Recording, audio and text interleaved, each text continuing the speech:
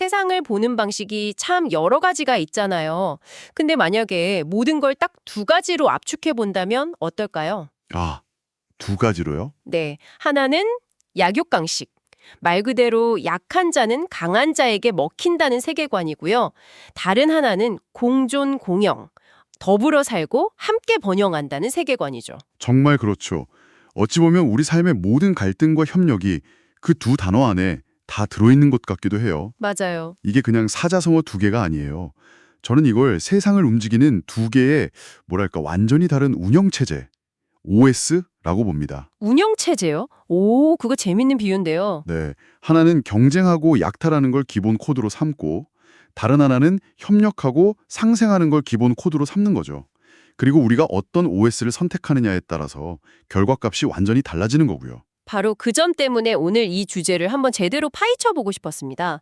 마침 청취자께서 분류쟁이 블로그라는 곳에 글을 하나 보내주셨는데 이 두 세계가 어떻게 다른지 그 설계도를 아주 명쾌하게 분석해 놨더라고요. 아, 그 글 저도 봤습니다. 6가지 기준으로 딱딱 나눠서 설명한 게 인상적이었어요. 네, 그래서 오늘 저희는 이 블로그를 안내서 삼아서 약탈의 제국과 협력의 네트워크가 각각 어떻게 만들어지고 또 어떻게 유지되는지 그 내부를 함께 뜯어보려고 합니다. 아주 흥미로운 작업이 될 겁니다.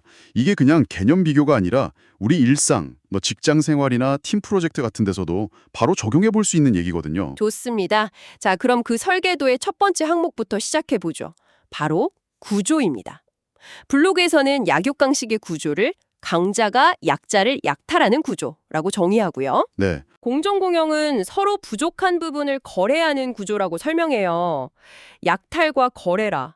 와, 시작부터 단어가 정말 극명하게 대비되네요. 이 두 단어가 모든 것의 출발점입니다. 약탈은 기본적으로 파이의 크기가 정해져 있다고 보는 관점이에요. 아, 제로섬 게임처럼요. 그렇죠. 내 몫을 키우려면 남의 몫을 뺏어와야만 하는 거죠. 가치가 한쪽에서 다른 쪽으로 그냥 강제로 옮겨가는 거예요. 하지만 거래는 이건 완전히 다른 개념이에요. 어떻게 다른가요? 이건 상호작용을 통해서 없던 가치를 아예 새로 만들어내는 행위거든요. 없던 가치를 새로 만들어낸다? 그게 구체적으로 어떤 의미일까요? 한번 생각해 보세요. 저한테는 사과가 있고 진행자님께는 바나나가 있어요.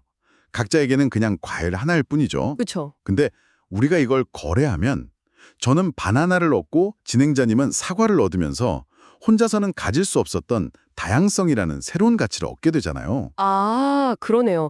1 더하기 1이 2가 아니라 3이 되는 거군요. 바로 그겁니다. 그게 시너지 효과죠. 실리콘밸리의 수많은 스타트업들이 왜 굳이 한 곳에 모여 있겠어요? 서로 기술과 아이디어, 인재를 거래하면서 혼자서는 절대 만들 수 없는 거대한 혁신, 즉 새로운 가치를 만들어내는 거대한 생태계를 이루고 있는 셈이죠. 와, 그렇게 보니까 확 와닿네요.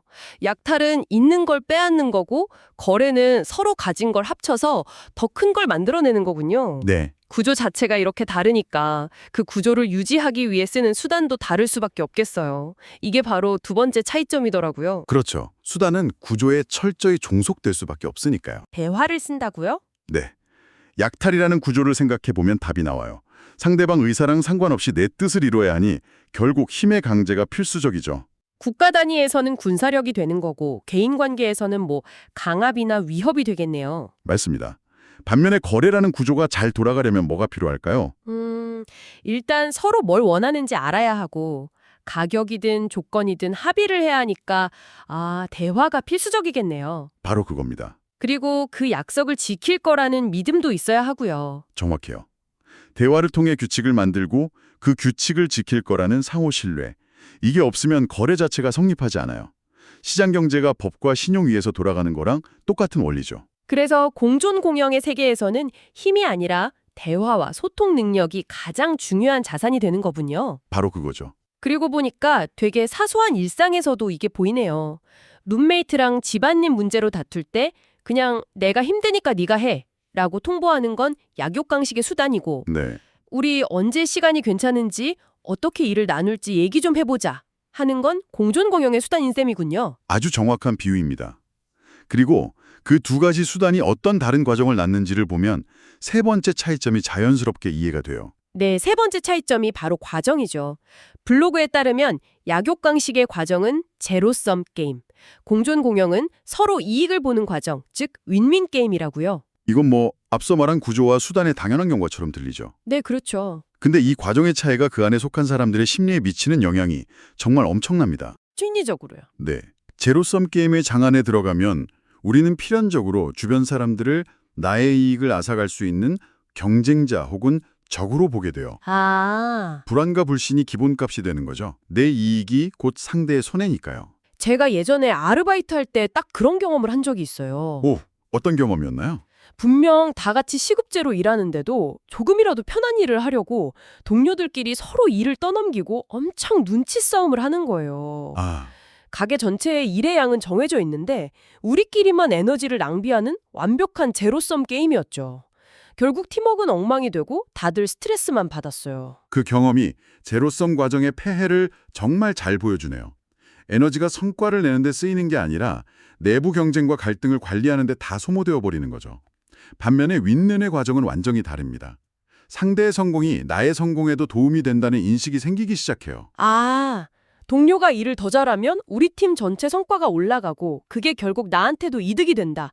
이런 거요. 네, 바로 그거죠. 그러면 서로를 돕고 지지하는 문화가 만들어지고 관계의 질 자체가 근본적으로 바뀌게 됩니다. 그렇게 과정이 다르니 최종적으로 맺어지는 관계의 형태도 달라질 수가 없겠네요. 이게 네 번째 차이점인데 약육강식은 결국 승자와 패자의 관계를 네, 그리고 공전공영은 상호 의존적인 관계를 만든다고 합니다. 여기서 상호 의존이라는 개념을 좀 더 깊이 있게 들여다볼 필요가 있어요. 어떤 점을요? 이게 그냥 뭐 서로 돕고 지낸다는 감상적인 차원을 넘어서는 거거든요. 훨씬 구조적인 현실을 의미해요. 구조적인 현실이요. 네. 내 생존과 번영이 상대의 생존과 번영에 직접적으로 연결되어 있다는 뜻입니다.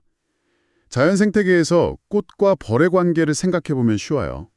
아, 벌은 꿀이 필요하고 꽃은 번식을 위해 벌이 필요하고. 맞아요. 어느 한쪽이 사라지면 다른 쪽도 위기에 처하는 뭐랄까 운명 공동체인 셈이죠. 그런데 그 상호 의존이라는 게 말처럼 쉽지는 않은 것 같아요. 한쪽이 다른 쪽에 더 많이 의존하게 되면 그게 또 다른 형태의 권력이 되지는 않을까요? 와, 굉장히 중요한 지적입니다. 의존성을 무기로 갑질을 할 수도 있잖아요. 그래서 건강한 상호 의존 관계는 균형이 핵심이에요. 어느 한쪽의 일방적인 의존이 아니라 서로가 서로를 필요로 하는 상태여야 하죠. 아, 그 균형이 깨지면 위험하군요. 그럼요. 그 균형이 깨지고 한쪽의 관계를 좌지우지하게 되면 그건 이미 공존 공영이 아니라 새로운 형태의 약육강식으로 변질될 위험이 있습니다. 그래서 끊임없이 대화하고 관계를 조율해야 하는 거고요. 반면에 승자와 패자의 관계는 본질적으로 불안정할 수밖에 없겠네요. 패자는 항상 기회를 엿볼 테니까요. 그렇죠. 그 관계를 유지하려면 승자는 끊임없이 힘으로 상대를 억눌러야만 하죠. 피곤한 일입니다. 와, 진짜 구조부터 관계까지 모든 게 완전히 다른 방향으로 흘러가네요. 이렇게 완전히 다른 시스템 두 개가 계속 돌아가면 최종적으로 도착하는 세상의 모습도 완전히 다를 수밖에 없겠는데요? 정확합니다. 그게 바로 다섯 번째 차이점인 결과에서 극명하게 드러나죠. 결과요? 양육강식 시스템이 최종적으로 낳는 결과는 분열과 갈등입니다. 반면에 공존 공영 시스템의 결과는 통합과 조화고요. 이건 개인 관계를 넘어서 사회나 국가 단위로 확장해보면 더 무섭게 다가오네요. 그렇죠. 내부의 분열과 갈등으로 에너지를 다 소모해버리는 조직이나 사회는 외부의 변화나 위기에 제대로 대처할 수가 없잖아요. 맞습니다. 조직 내부의 부서들이 서로 돕기는커녕 실적을 두고 경쟁만 한다고 생각해 보세요. 단기적으로는 성과가 나는 것처럼 보일지 몰라도 장기적으로는 협업이 불가능해지고 정보는 차단되고 결국 조직 전체의 경쟁력이 약화됩니다. 그게 바로 분열과 갈등의 비용이군요. 네. 반대로 통합과 조화는 집단의 에너지를 한 방향으로 모아줍니다. 서로 신뢰하고 협력하는 문화 속에서 더 큰 시너지가 나고 이게 바로 더 큰 발전을 위한 안정적인 토대가 되는 겁니다. 자, 그럼 이제 마지막 여섯 번째 차이점입니다.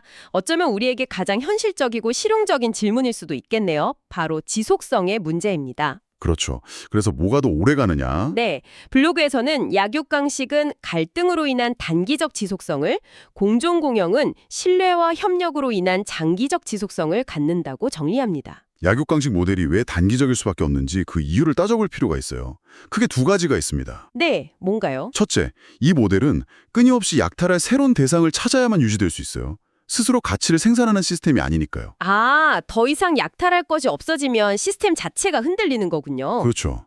마치 땔감을 계속 넣어줘야만 타오르는 모닥불 같은 거죠. 비유가 딱 맞네요. 땔감이 떨어지면 바로 꺼져버리는. 네.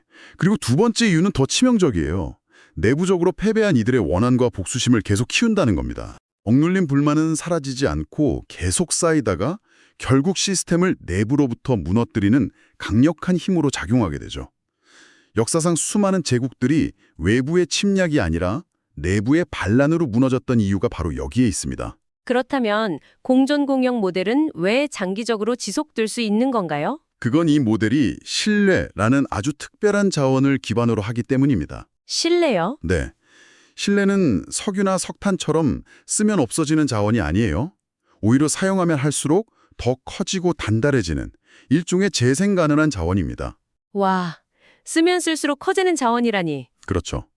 신뢰와 협력을 통해 계속해서 새로운 가치를 함께 만들어내기 때문에 외부에서 땔감을 가져오지 않아도 시스템 스스로 타오를 수 있는 거죠. 자, 그럼 이 모든 것이 무엇을 의미할까요? 오늘 저희가 구조, 수단, 과정, 관계, 결과, 그리고 지속성까지 6가지 기준을 따라 두 세계를 탐험해 봤는데요. 듣다 보니까 이 6가지가 각각 따로 노는 게 아니라는 생각이 들어요. 오, 어떤 점에서요? 마치 도미노처럼 첫 번째 블럭이 어느 방향으로 쓰러지느냐에 따라 나머지 모든 블럭의 운명이 결정되는 것 같아요. 정확히 보셨습니다. 이건 6개의 개별적인 특징 리스트가 아니에요. 약탈이라는 첫 선택에서 시작해서 무력과 제로성, 그리고 결국 분열과 단기적 종말로 이어지는 하나의 완벽한 논리적 사슬인 거죠. 공존공영도 마찬가지로 거래에서 시작해서 장기적 번영으로 이어지는 또 다른 사슬을 이루고 있고요. 네, 결국 아까 말씀하신 세상을 움직이는 두 개의 다른 운영체제 OS를 들여다본 셈이나요? 그렇습니다. 하나는 갈등과 소모를 통해 스스로를 파괴하는 OS, 다른 하나는 협력과 창조를 통해 스스로를 강화하는 OS. 그렇기 때문에 이 블로그가 내리는 마지막 결론이 아주 큰 울림을 주는 것 같아요. 네, 마지막 문장이 핵심이죠. 블로그는 이렇게 끝을 맺어요. 결국 서로 좋은 관계를 오랫동안 유지하려면 공존 공영 관계이어야 한다. 네, 이 결론이 중요한 이유는 이게 단순히 착하게 살자거나 사이좋게 지내자는 식의 도덕적인 권고가 아니라는 점 때문인 것 같아요. 맞습니다. 그게 정말 중요해요. 오늘 우리가 분석한 6단계의 논리적 귀결을 따라가 보면 이것이야말로 가장 합리적이고 실용적인 선택이라는 걸 알 수 있습니다. 단기적인 이익을 위해 약탈의 길을 선택할 수는 있겠지만 네, 그럴 수는 있겠죠. 하지만 장기적인 안전과 지속적인 번영을 원한다면 사실 공존 공영 외에는 다른 길이 없다는 것을 이 분석이 명확하게 보여주고 있습니다. 자, 그럼 마지막으로 이걸 듣고 계신 분들께 하나의 제안을 드리고 싶네요. 오늘 우리가 함께 살펴본 이 6가지 기준, 이걸 하나의 렌즈라고 한번 생각해 보세요. 세상을 좀 더 명확하게 분석할 수 있는 도구 말입니다. 좋은 제안이네요. 그 렌즈를 통해 당신의 일상, 당신이 속한 팀이나 직장, 혹은 더 넓게는 우리 사회를 한번 들여다보시면 어떨까요? 네. 지금 당신이 맺고 있는 중요한 관계는 약육강식과 공존공영이라는 두 운영체제 중 어느 쪽으로 작동하고 있다고 느끼시나요? 그리고 가장 중요한 질문은 이것이겠죠. 그 관계가 앞으로 어느 방향으로 나아가기를 바라시나요? 그리고 그 방향으로 나아가기 위해 당신은 힘 대신 대화를, 약탈 대신 거래를 선택하는 어떤 작은 시도를 해볼 수 있을까요?